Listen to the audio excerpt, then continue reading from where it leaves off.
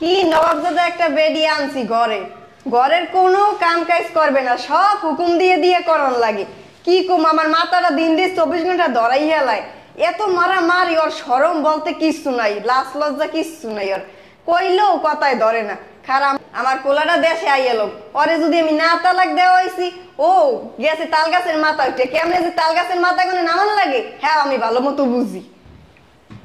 আম্মু কি হয়েছে? তোমার নবাবজাদের বৌমারে কইছি আমার ওই কলেজের ড্রেসগুলো ধুইয়া দিতে, আমি এখন কি পরে যাব? কি কম ওরে এত কই আবার ওর না করনো কথায়। এ নবাবজাদার বাড়ি কই তুই? এদিকে আয়। মা আমার ডাকছেন? মা আমারে ডাকছে, নাইছে ডক করতে করতে। তোরে যে ও কালকে কইছে কাপড় চাপড়গুলো আর কলেজে ধুয়ে দিলি নাকি লিগা? আসলে মা আমি কেমনে দেবো, কালকে আপনি আমার মারছেন না, আমার শরীর প্রচন্ড ব্যথা হয়ে রয়েছে, দেখেন কপাল ফাইটে গেছে প্রচন্ড পরিমাণে। আমার আল্লাহ ডক হিকে গেছে, উনারে মারছে, উনি একালে ব্যথা পাইছে, কপাল ফাইটে গেছে। খাওয়া তো তোমার বন্ধ হয় না, কাম কাজ করতে গেলেই তোমার একালে ব্যথা উঠতে যায়।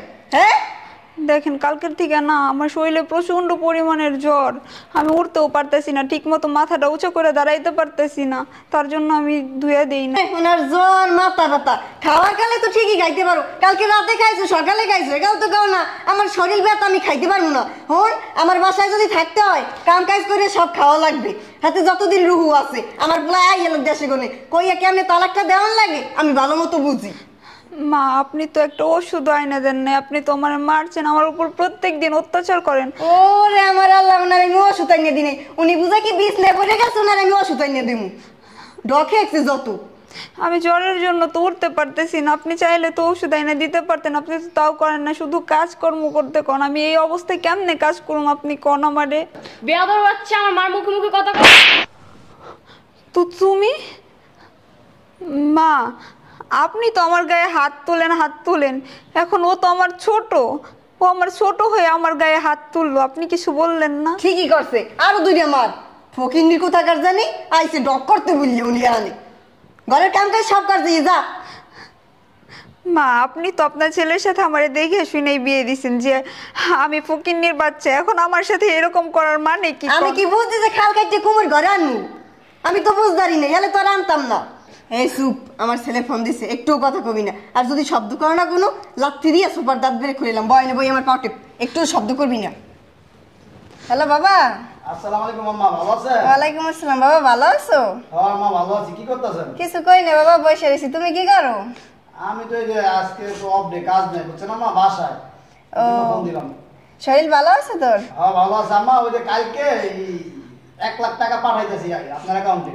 ও আচ্ছা আম্মা শোনেন, ওই আপনার বোর যদি কিছু লাগে ওই কিছু টাকা দিয়ে দেন। আচ্ছা, ওরে তো টাকা পয়সা আমি সব সময় দিই, যে সময় যেটা চাই আমি সব সময় দিই ওইটা। আম্মা ঠিক আছে। আর এই ওই কি স্কুলে যায় না, আজকে কলেজে যায় না? না ও আজকে কলেজে যায় না, এর শরীর ভালো লাগে না। কেমন আছে? ও ভালোই আছে। আচ্ছা ওর দিকে খেয়াল রাখো। আচ্ছা। আর আম্মা হ্যাঁ কা এই তোমার বউর একটু দাও, অনেক দিন ধরে তো কথা বলি না, আজকে 2 মাস ধরে একটু দাও, একটু কথা বলি। আরে বাবা ও তো বাসায় না, ও বাইরে গেছে, পার্লারে গেছে।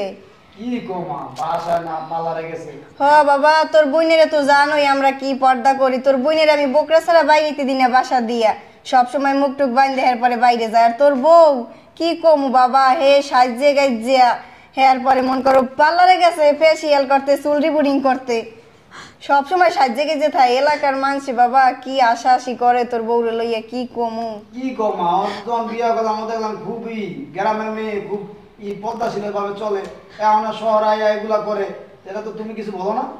আরে বাবা বউ ঢাকাইয়া মডার্ন হয়ে গেছে, কি কমু, আমার কোনো কথা শুনে না, হের মতোই হে চলে।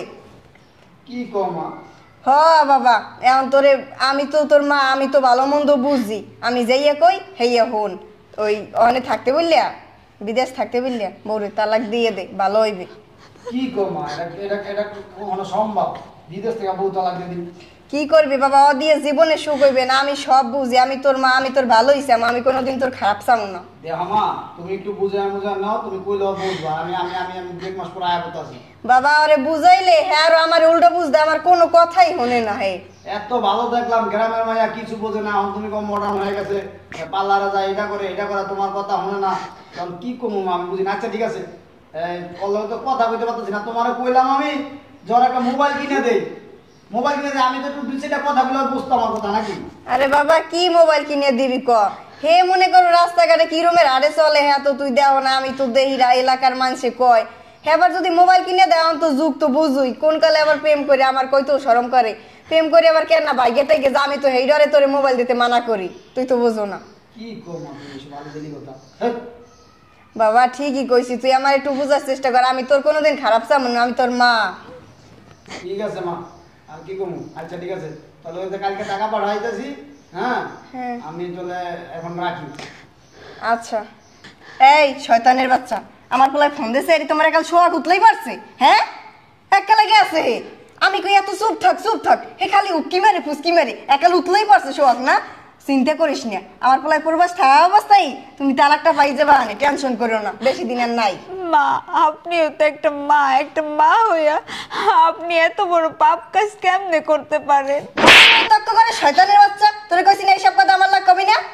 হ্যাঁ মা আপনারও তো মেয়ে আছে, আপনার মেয়েরও তো আপনি বিয়ে দিবেন, আপনিও তো আমার শ্বশুরের ঘরের বউ হয়ে আসছেন, আমি না হয় আপনার ছেলের বউ। মা আপনি এই কাজটা কেমনে করতেছেন? আপনি আপনার ছেলেরে বারবার এইগুলো বলতেছেন, আপনি জানেন না যে একটা সংসার ভাঙা মহাবড় পাপ, আপনি এই পাপ কাজটা কিসের জন্য বারবার শোন, তুই করতেছেন? আমারে জ্ঞান দিস না বুঝছো? শোন, আমার স্বার্থের বাইরে না আমি সব করতে পারি বুঝছো? আম্মা আমি যেদিন থেকে আপনার ঘরের বউ হয়ে আসছি তারপরের থেকেই আপনি আমার সাথে অন্যায়ভাবে অত্যাচার করতেছেন, আপনি আমারে দিয়ে বান্দি দাসীর মতো খাটান, আপনার সংসারের সব কাজকর্ম আমারে দিয়ে করান, আমারে ঠিক মতো খাইতে দেন না, ভালো একটা কাপড় দেন না, আমি সব কিছু মুখ বুঝে সহ্য করি, আমি কোনোদিন আপনারে কোনো কিছু কই না। আবার আপনি আপনার ছেলের কাছে আমার নামে বদনাম করেন, আমারে বললেন আমি নাকি পার্লারে যাই, এইখানে সেইখানে যাই, আপনার ছেলের সাথে আমার একটু কথাও বলতে দেন না, স্বামীর যে স্নেহ ভালোবাসা সব কিছুর থেকে আপনি আমারে বঞ্চিত রাখছেন। আম্মা আপনি যে এগুলো করেন আপনি কি কখনো মরবেন না? আপনার আবার তুই মই মই তক্ক করতে আসো? ফকিন্নির বাচ্চা, তোরে কইছি না আমার মই মই তক্ক করবি না কোনো সময়। আচ্ছা মা একটু কথা বললেন তো, আপনি যে আমার সাথে এরকম অন্যায় অত্যাচার করেন আসলে আমার দোষটা কি, আমার অপরাধটা কি? শোন, আমার পোলায় না আমার সব কথা শোনে, তোর অল্প দিনের মধ্যে তালাকটা দেওয়াইতে আসি, আমার পোলায় দেশে আইয়ে লোক ভালো জায়গায় দেখে বিয়ে করুম, বড় লোক করে বিয়ে করুম, আর তুই গলিয়ে না তোর অপরাধটা কি? তোর অপরাধ হয়েছে তুই একটা অকিনি ফকিনি ঘরের মাইয়ে বুঝছো? তোর ভাইয়ের কিছু আছে উঠুর রিয়া, এই এলে আমার পোলায় সংসার করা সম্ভব না। আমার পোলার এত অর্থ সম্পদ, আমার এত অর্থ সম্পদ থাকতে বললিয়া তোর মতো একটা ছোট লোক ঘরের মাইয়ে নিয়ে আমার পোলায় সংসার করবে? কোনোদিনও সম্ভব না। মা দেখেন আমি আপনার দুইটা পায়ে ধরি, মা আপনি আমার এত বড় সর্বনাশ করেন না, আপনি আপনার ছেলের এইসব কথা বললেন না মা, আপনি লাগলে আমার খাইতে দিয়েন না, আমার সারাদিন পরে একবার খাইতে দিয়েন, আমি আপনার কাছে কোনোদিন ভালো মন্দ কোনো কিছু চাবো না, আপনার কাছে কোনোদিন ভালো কাপড় চাবো না, তবু মা আপনার আল্লাহর দোহাই লাগে আপনি আমার স্বামীর ভালোবাসা থেকে আপনি আমার স্বামীর কাছ থেকে বঞ্চিত করেন না মা।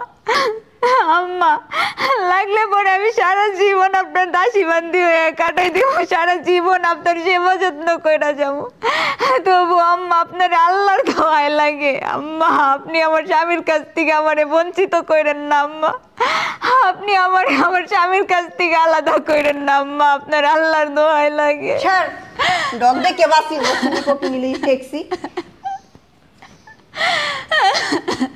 আল্লাহ আল্লাহ